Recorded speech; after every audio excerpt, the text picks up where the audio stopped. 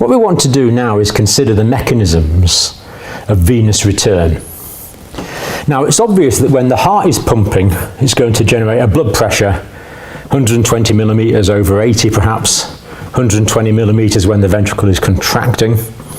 And that's going to send the blood to your fingers, your toes, your head, and everywhere. But of course, you don't have little hearts in your feet to pump the blood back. So how is the blood getting back from the periphery to the center of the body to get back to the atrium to be recirculated around again? And there's several components to answer this question. But first of all, let's think about the veins. So here we have a vein in the leg perhaps, and we know that there are valves in this vein. And these valves are pointing up the way like this. And this is of course vital because the blood can go from below here, the blood can go from below there up to there, and from below there up to there.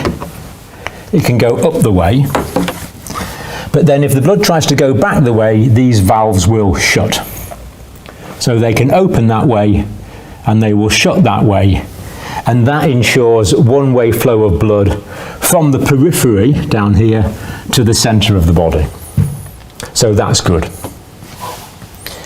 Now, what people don't always appreciate is that there are actually two systems of veins in the legs, and indeed two systems of veins in the arms. This one I've drawn here is near the surface of the skin, there.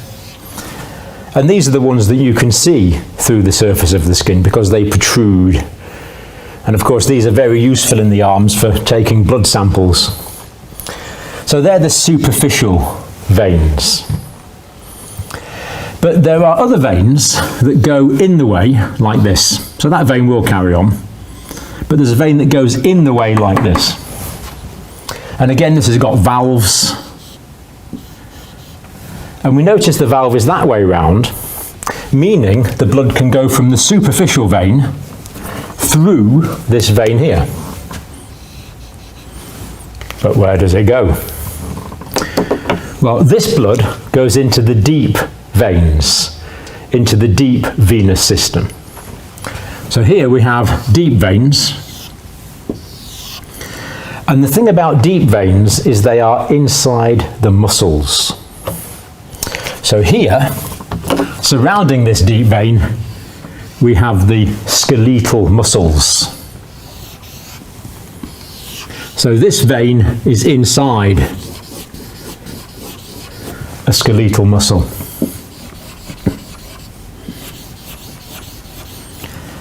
And as you probably know, the skeletal muscles are surrounded by a tough muscle fascia, tough fibrous tissue on the outside of the muscle group.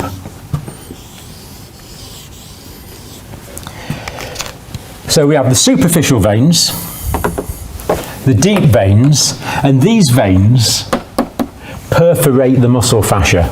They go through the muscle fascia to get inside the muscle. So they're often called perforator veins, short perforator veins. And they're taking blood from the superficial to the deep venous system. And that goes on, off, up. And in the case of the legs, that's going up towards the inferior vena cava. And there are also valves in these deeper veins as well.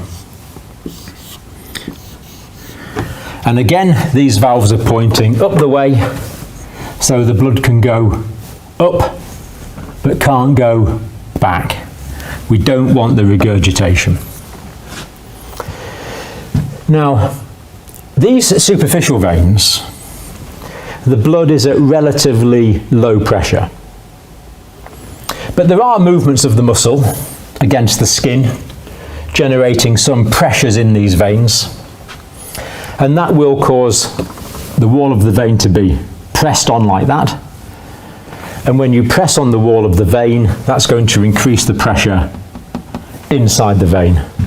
So external pressure will increase intravenous pressure.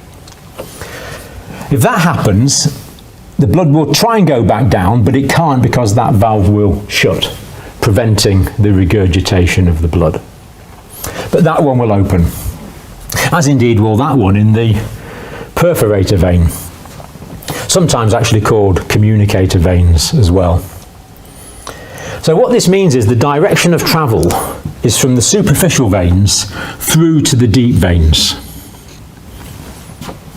And if blood tries to go from the deep veins back to the superficial veins, it can't. It's prevented from doing so by the presence of the valves in the perforating communicator veins. And then when this muscle contracts, for example, if you're walking, if this is going through the calf muscles and the calf muscle contracts, that's going to squeeze on this vein. Let me show you how it's going to squeeze. It's going to squeeze like that, really hard. It's going to slam that valve, slam that vein pretty well shut because the muscle contraction is vigorous, using a lot of energy. So all of a sudden, when the muscle contracts, that will greatly increase the pressure inside that compartment of the deep vein. And when the pressure increases in the deep vein, that will immediately close the valve below. That will shut, preventing regurgitation of the blood back to the periphery. But that valve will be opened. And as a result of that, because it's a high pressure muscle contraction squeezing the wall of the vein, the blood will absolutely scoot back up towards the inferior vena cava. And this is such an effective mechanism, it's called the calf muscle pump. And it's vital to know about in any form of healthcare. Because if patients lie around with immobile leg muscles, then the circulation of blood through the deep veins is going to become sluggish. If the circulation of the blood through the deep veins is sluggish, then that increases the risk of thrombus formation. And that, of course, is deep venous thrombosis. It's a venothromboembolism.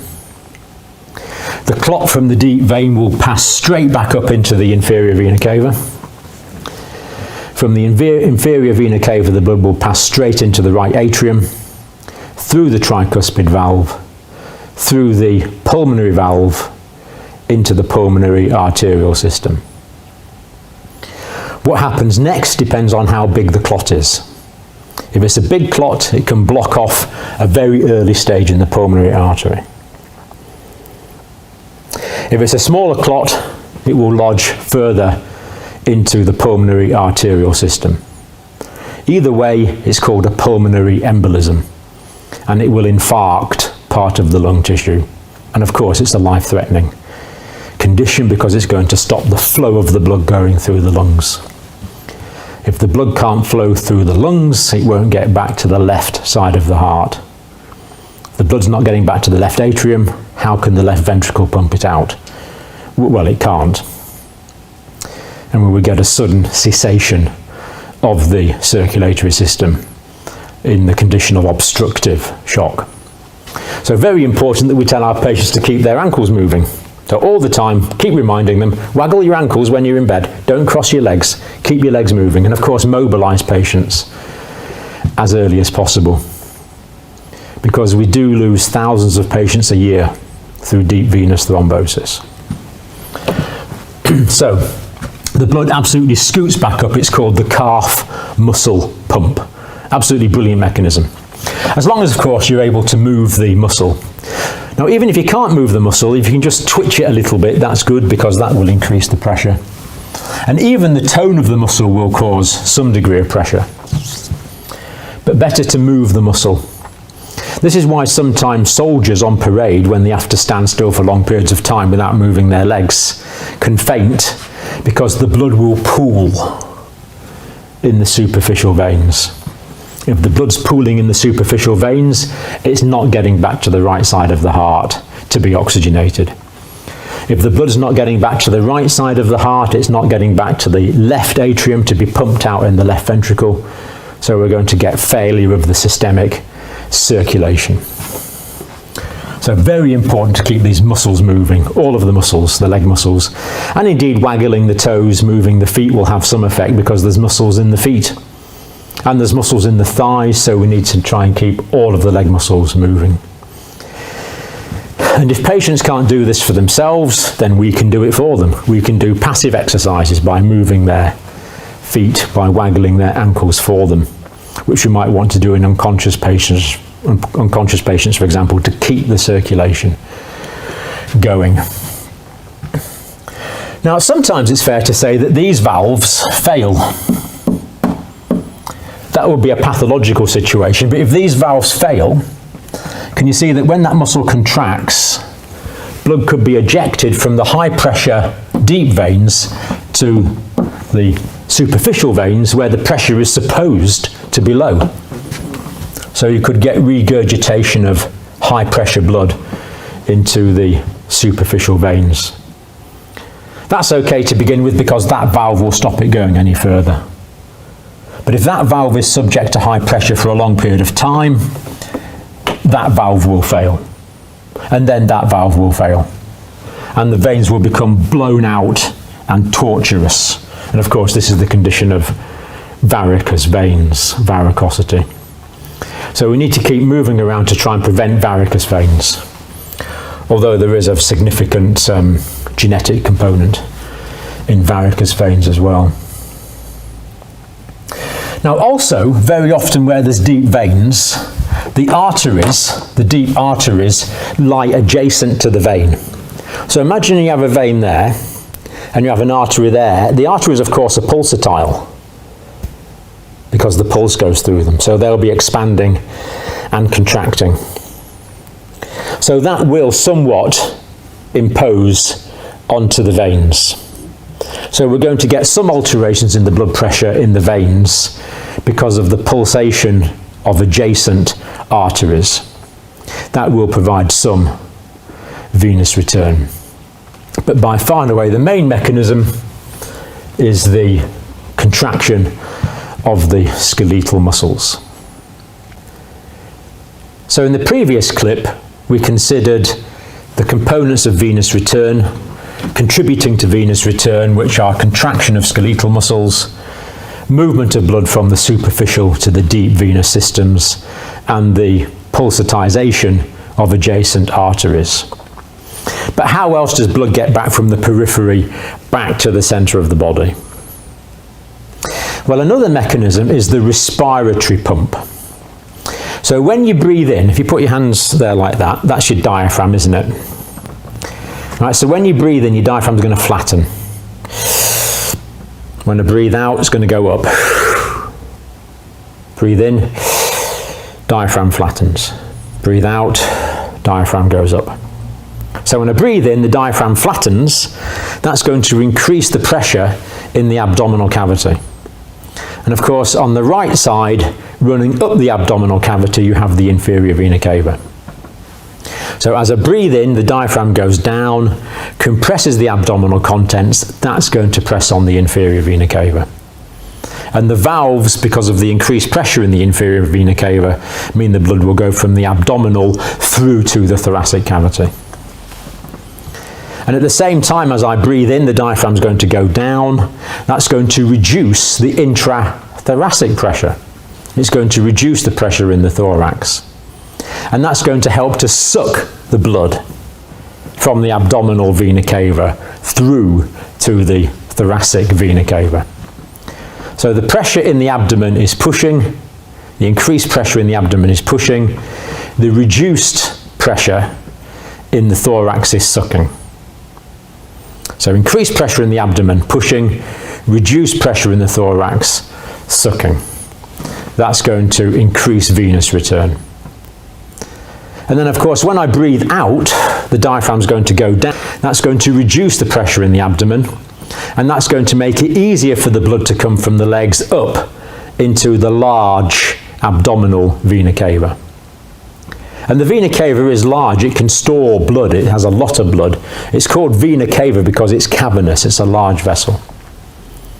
So the blood will come in to the inferior vena cava when the pressure is reduced.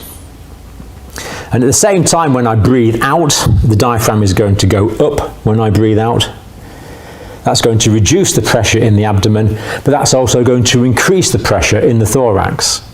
And that's going to help to push the blood that's in the thoracic vena cava back into the right atrium. So if patients are in bed, we encourage deep breathing.